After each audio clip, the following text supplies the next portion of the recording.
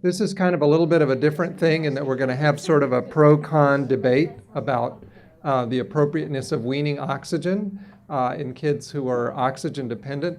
This is kind of an exercise in sort of thinking about what the issues are, because I think we all agree that if you need oxygen, you need it, and we're not going to take it away from you.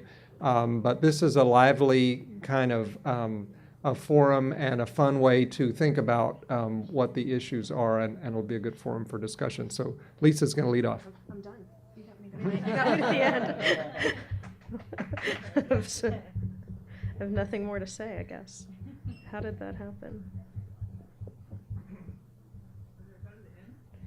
Yeah. Wow. Yeah, that's exactly. There's nothing to say on this side of the debate. All right. Any questions? No, thank you. All right. So, caveats. We would like to have fun and a lively discussion, but this is not meant to encourage anyone to do anything without talking to their doctor. There are very different considerations for different disorders and for individual children. And the features, at least mine, do not represent the views of the Child Foundation or my institution. So, or necessarily the other doctors in the network, although if they agree with me, I'll be happy to take credit for that. But seriously though, most of the data that I'm going to talk about a little bit comes from other lung diseases other than ILD. And most of the things that I'll put forth today are opinion. So everyone's asked, why did you agree to this side of the debate and argument? I do ask myself this a little bit, but so some people said, wow, as your practice changed, you've moved somewhere else. This is not, we didn't think that you would be weaning, is something different about oxygen in Nashville. Have you been listening to too much country music and hearing other things, and it's just, not thinking right. But actually, I think this is a really important issue for our patients and families and for their medical providers. I've learned a lot from Leland over the years, and so my thought was this was the best chance to ask him the questions that my patients ask me and see how he would answer. So, why wean it? Sometimes people just do need a little push to move forward in weaning oxygen. So, here are my thoughts about weaning. Just say no.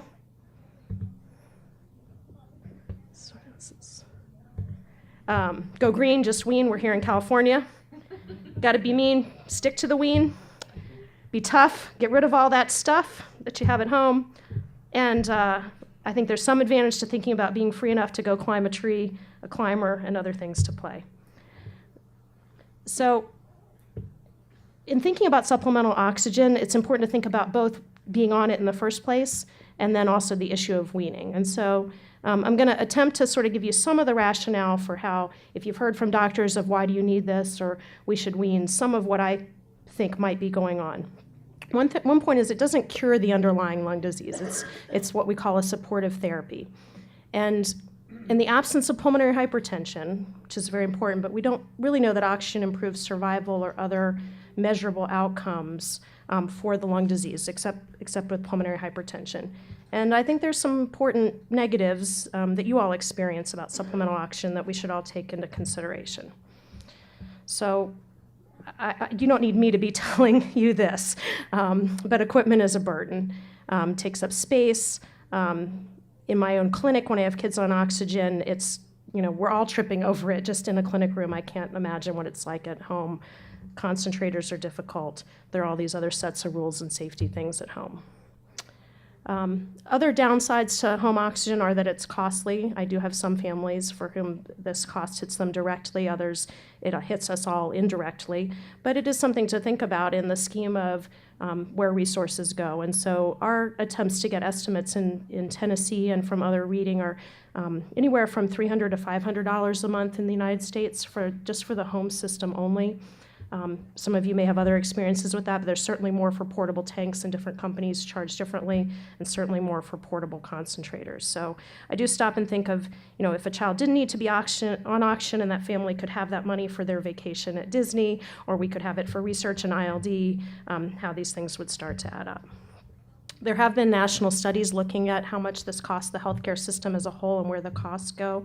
This is one that was a very large Medicare survey. And without worrying about the pieces of the bar graph, what I wanted to emphasize is that the actual equipment, they say, is only 28% of it. There's all kinds of overhead that's related to training and customer service, which is better in some places than others, and all kinds of other operating costs. So there are a lot of other behind-the-scenes costs about having home oxygen. So I tried to think through what my families tell me about the other negatives of being on oxygen. And some of these things are the physical impact on the child, and this is different for some children, maybe not all, but can include the skin breakdown on the face, which is really hard to deal with kids that are pulling off cannulas, nosebleeds sometimes, some effects on sense of smell and appetite. There actually have been studies about disrupted sleep. As I said, I have kids with some trips and falls and various things from the tubing, and then delayed hitting other developmental physical milestones due to the constraints of the oxygen tubing. The other reason why I take seriously the question about thinking about whether we can wean oxygen is because of the impacts on quality of life for the child and for the family. I do think that families who travel less, for the most part, when they have supplemental oxygen, it affects planning of all activities and the types of activities the child participates in. Some kids I've had can't go to daycare, they can't have babysitters that aren't comfortable with this. And so I think the stress that I see on families trying to keep up with the equipment, monitoring a child on oxygen, worrying about what the SATs are not trivial. So those are the things that you already know, and I'm going to attempt to sort of talk about some of the other theoretical unknowns about the safety of supplemental oxygen, because I sort of took this on as a challenge a little bit because I think some of you hear from other doctors about you shouldn't be on oxygen or we need to wean the oxygen. So I'm going to go through these, but I want to emphasize that none of them are proven in our children with ILD. But this is sort of what's been done. So there has been research in the lab, and some of this was actually discussed at our scientific program over the last couple days. There's a lot of lab research on oxygen, and the types of studies that are done are exposing newborn and preterm lab mice or rats, or we even heard about lambs, to high oxygen concentrations. So we're talking about 60 to 80%, very high levels in general, but that can cause all kinds of problems in laboratory animals, and that includes impact on lung development so that their lungs don't develop as fully, injury to the lungs, inflammation, and even some increased asthma-like problems. What about what's been studied in babies? Why worry about the risks of oxygen? So there are a few imperfect studies suggesting a very small risk that oxygen supplementation in the delivery room might have a very slight increased risk of certain childhood cancers. I think this is a very, very small risk, but I just want to mention, when you say, well, why would doctors not just let us have oxygen? Why is it more better?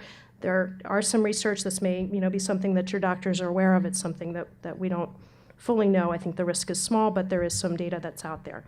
And then there are actually a lot of large, very well-done studies in preterm infants looking at the risks and benefits of supplemental oxygen. So this is how your pulmonologists and other doctors are trained to think about oxygen. And these are big studies, not just somebody's opinion, okay? So I'll mention a few. This one was in 2000. Retinopathy of prematurity, or ROP, is a complication. It occurs in premature babies affecting the eyes. And in this study, what they did is, in a very controlled way, either assigned infants to be in a higher oxygen treatment group or a lower treatment group. And those who were in the higher amount of oxygen had more pulmonary complications. And at follow-up, those who were put on high oxygen to begin with were still more likely to be on supplemental oxygen. They had a harder time coming off. That was one study. There was another study. This was 358 infants. So these are big numbers compared to our numbers with child.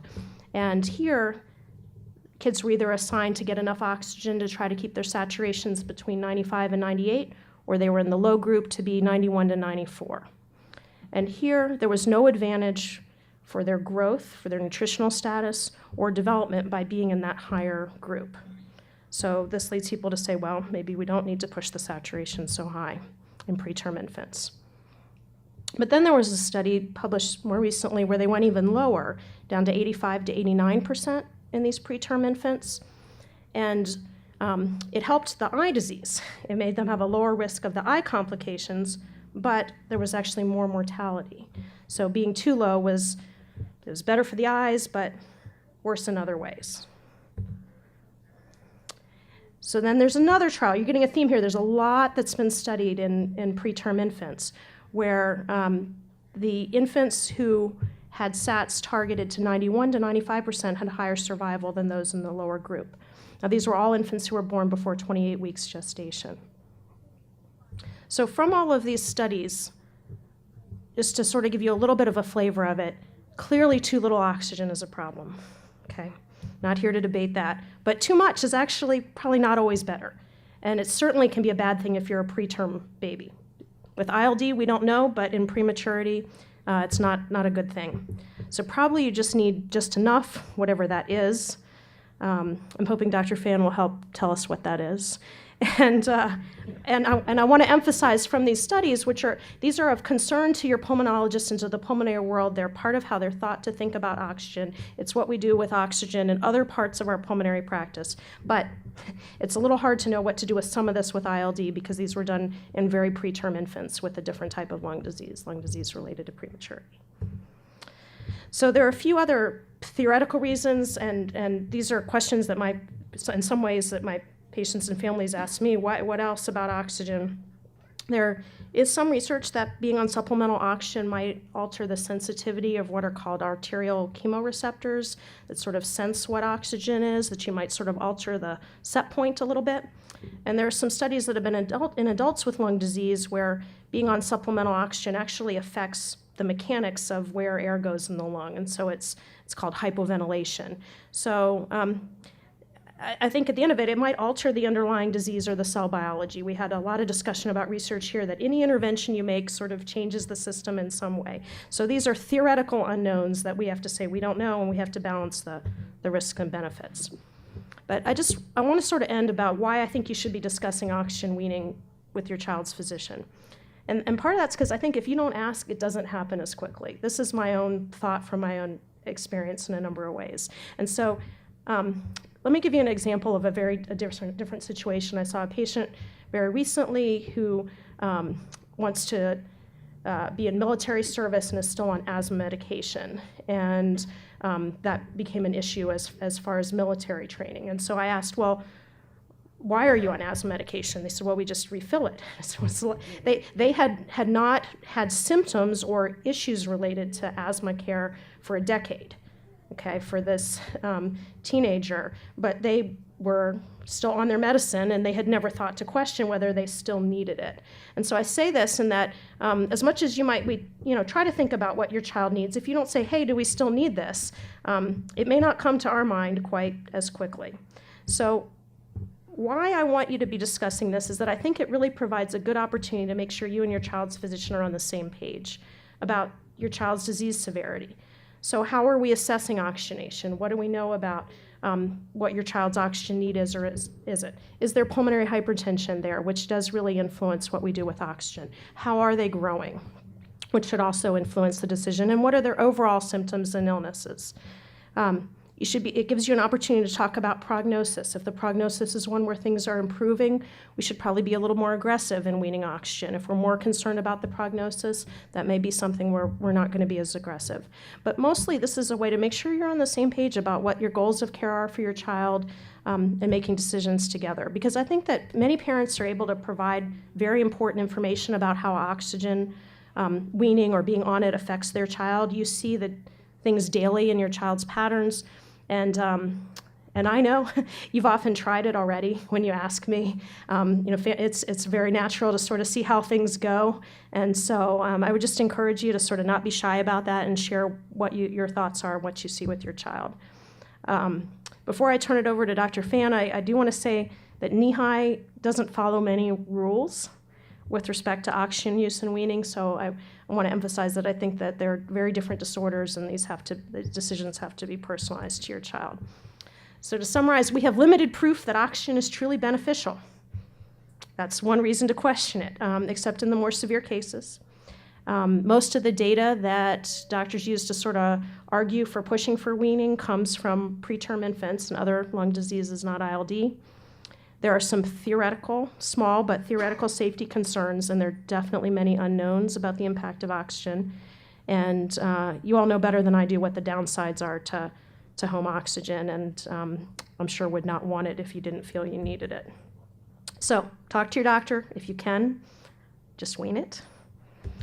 And so I wanted to end by sharing this. This is a